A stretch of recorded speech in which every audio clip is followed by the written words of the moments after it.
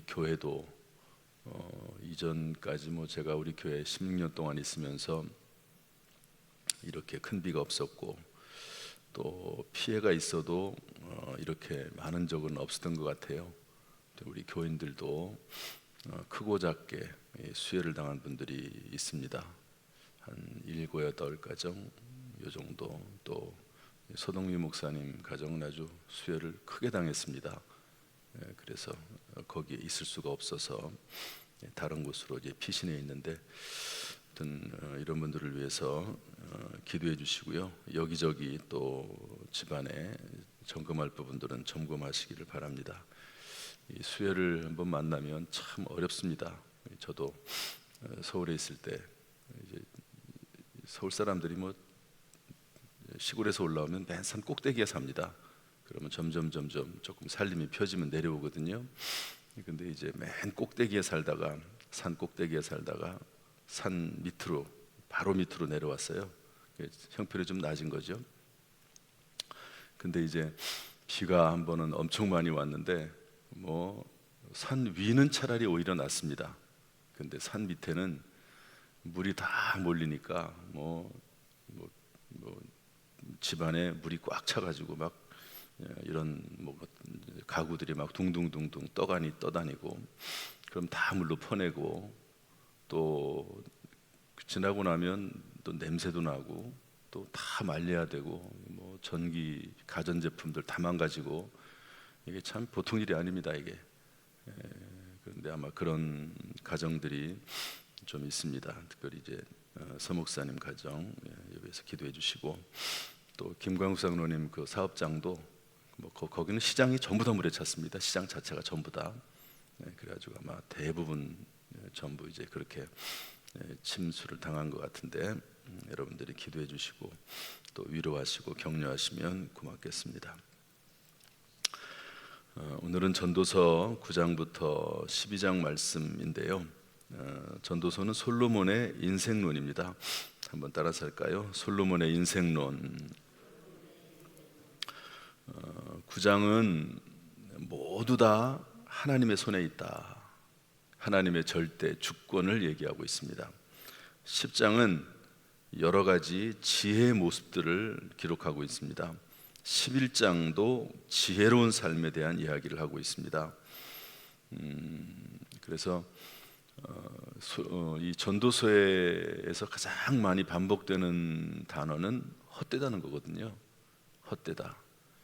그러나 그럼에도 불구하고 이 땅에 태어났죠.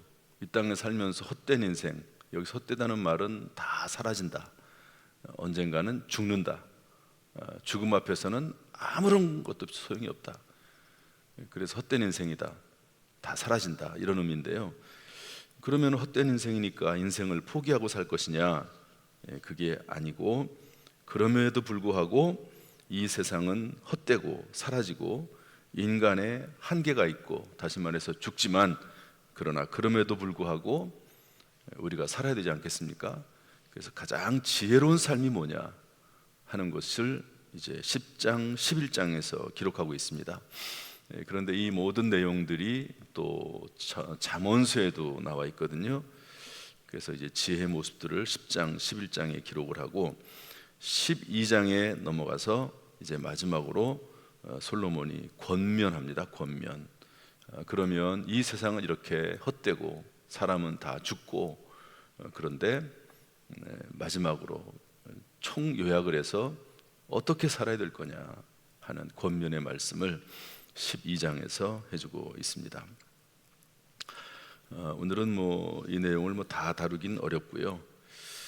한 구절만 딱 오늘은 다루겠습니다. 13절 말씀인데요. 한번 읽어볼까요? 13절 말씀 다 같이 읽어보겠습니다. 시작. 이래 결국을 다 들었으니 하나님을 경외하고 그의 명령들을 지킬지어다.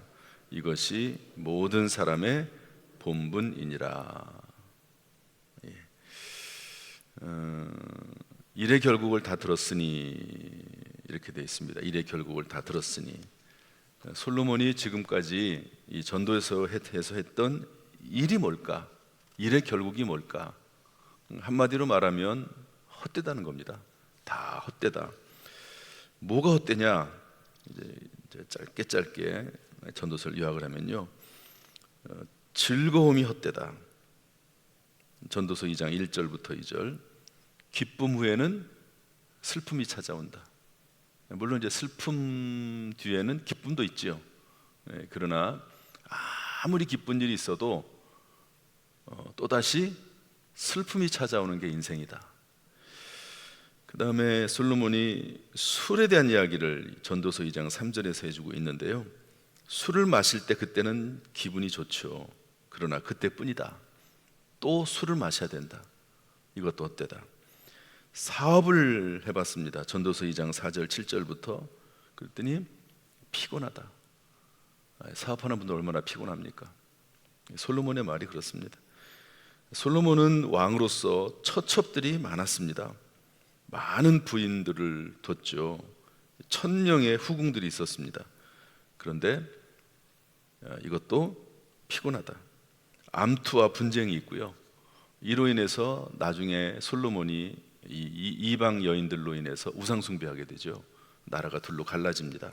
피곤하다. 재판하는 곳에도 악이 있다. 정의를 행하는 그곳에도 악이 있다. 학대받는 자들의 눈물을 위로할 자들이 없다. 학대하는 자들의 손에 권세가 있다. 학대하는 사람들에게 힘이 있어요. 어떻게 합니까 그거를? 재물과 부유와 존귀함, 전도서 5장에 나오는데요, 만족하지 못한다. 그 부유함 때문에 자지 못한다.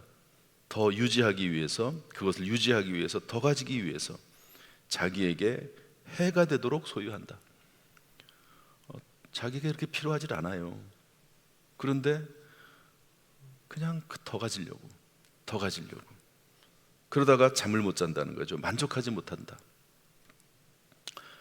근심과 질병과 분노가 있습니다. 누구에게나 근심이 있다. 분노가 그치지 않는다. 질병이 찾아온다.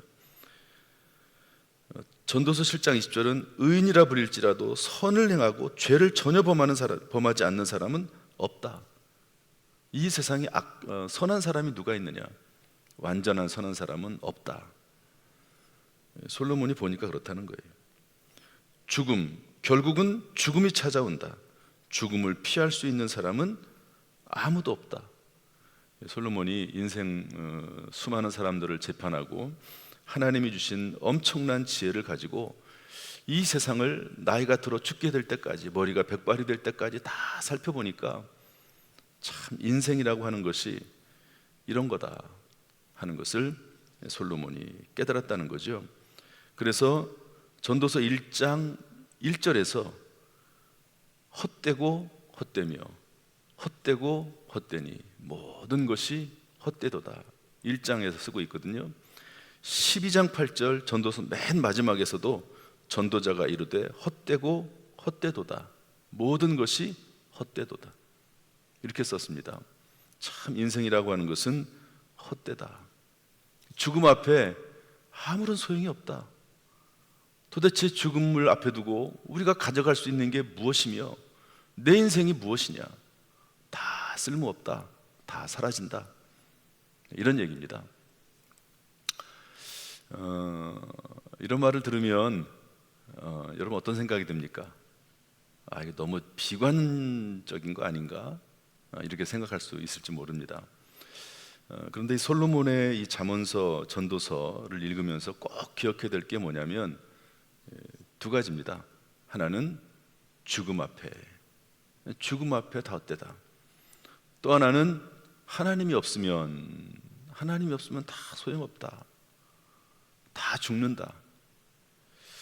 그래서 이 전도서 12장에 가가지고 이 솔로몬이 권면하는 아주 강력하게 권면하는 내용이 12장 1절이거든요. 너는 청년의 때에 너의 창조주를 기억하라. 한번 따릅시다. 너의 창조주를 기억하라. 이게 뭐라고 되어 있냐면 곤고한 날이 이르기 전에 나는 아무 낙이 없다고 할 해들이 가깝기 전에 해와 빛과 달과 별들이 어둡기 전에 이게 무슨 말이냐면 죽기 전에 이런 말입니다. 야, 너 죽기 전에 특별히 청년들에게 청년들은 막 꿈이 있고 비전이 있고 뭔가 다 할 수 있을 것 같고 그렇잖아요. 그런데 그 청년들에게 말하기를 그래 좋아, 네가 하고 싶은 거 다 해. 전도에서 나오는 내용입니다. 네가 하고 싶은 거 다 해. 그런데 너도 죽는다는 걸 좀 기억을 해야 돼. 그리고 너도 죽기 전에 창조주 하나님을 기억하고 살아야 돼. 이런 말씀을 하고 있는 것이죠. 일이라고 하는 게 이제 세상 일이라는 게 다 그렇다는 겁니다. 세상 일의 결국을 다 들었으니 13절에 그러면 뭐 어떻게 살아야 되느냐? 창조주 하나님을 기억하라. 그 다음에 하나님을 경외하고 그의 명령들을 지킬지어다. 한번 따집시다. 하나님을 경외하고 그의 명령을 지키라. 다시 한번 하나님을 경외하고 그의 명령을 지키라. 예. 그래서 이게 사람의 본분이라는 겁니다. 사람의 본분. 도대체 사람이 뭐하러 이 땅에 태어났느냐? 사람이 해야 될 마땅한 도리가 뭐냐? 그것은 우리에게 생명을 주신 하나님을 경외하고 그의 명령을 지키는 삶이 곧 사람이 마땅히 행해야 될 본분이라고 알려주고 있습니다. 그래서 하나님의 말씀을 우리가 늘 묵상하고 그 말씀 따라 사는 것이 사람이라면 당연히 해야 될 일이라는 거죠. 그런데 말씀을 읽고 듣다 보면 11절에 뭐라고 되어 있습니까? 지혜자들의 말씀들은 찌르는 채찍 같고 회중의 스승들의 말씀들은 잘 박힌 목 같으니 다 한 목자가 주신 바라. 여러분, 한 목자가 누구죠? 주님 예수님이시죠. 하나님이시거든요. 이 전도서 말씀은 솔로몬이 지었지만 하나님이 주신 말씀이라는 겁니다. 그런데 찌르는 채찍 같고, 어떤 때는 이 말씀이 나의 마음을 찌르고 때리고, 그리고 나의 마음을 근심하게 만들고, 내가 지금 살고 있는 이 일이 잘못됐구나. 내가 이미 큰 실수를 저질러 버리고 말았네. 이런 것들을 깨달으면서 이 말씀이 나에게 채찍이 된다는 겁니다. 그래서 이 말씀을 채찍으로 받아들이는 사람이 복 있는 사람이고 하나님을 경외하는 사람입니다. 12절 말씀 보면 내 아들아 또 이것들로부터 경계를 받아라.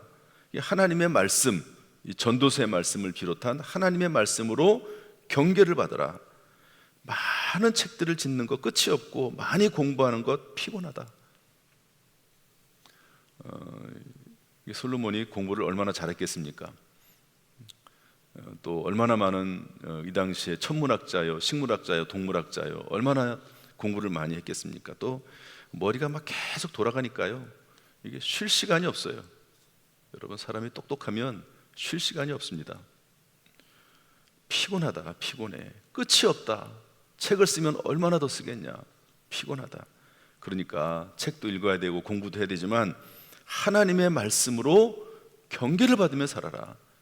하나님의 말씀 읽는 것 게을리하지 말고 이 말씀 따라 사는 게 중요하다. 너 공부해서 박사학위 따고 공부해가지고 책 수십 권 써내고 너 그거에서 뭐 할 거냐? 너 다 죽는다. 죽어.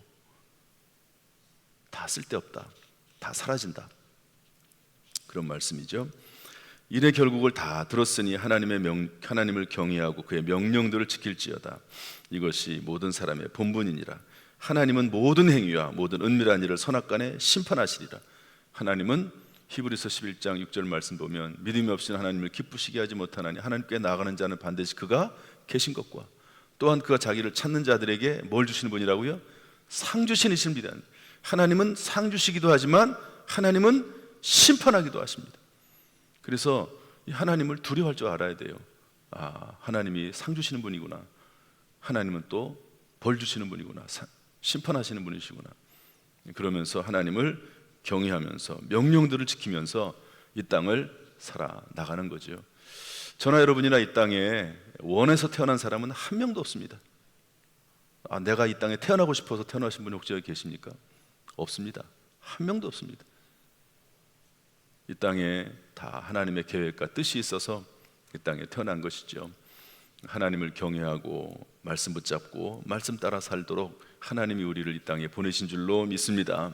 할 수만 있으면 너희는 그의 만드신 바라 그리스도 예수 안에서 선한 일을 위하여 지으심을 받은 자니, 선한 일을 위해서 할 수만 있으면 뭐가 됐든지 간에 할 수만 있으면 선한 일을 하다가 하나님이 기뻐하시는 일, 또 사람을 유익하게 하는 일, 뭐가 됐든지 간에 선한 일을 하다가 하나님의 부르심을 받는 것, 그때가 되면 알겠죠. 하나님께서 우리를 이 땅에 보내셔서 나에게 무슨 일을 하기 위해서 그런 보내셨는지 그때가 되면 알 것입니다.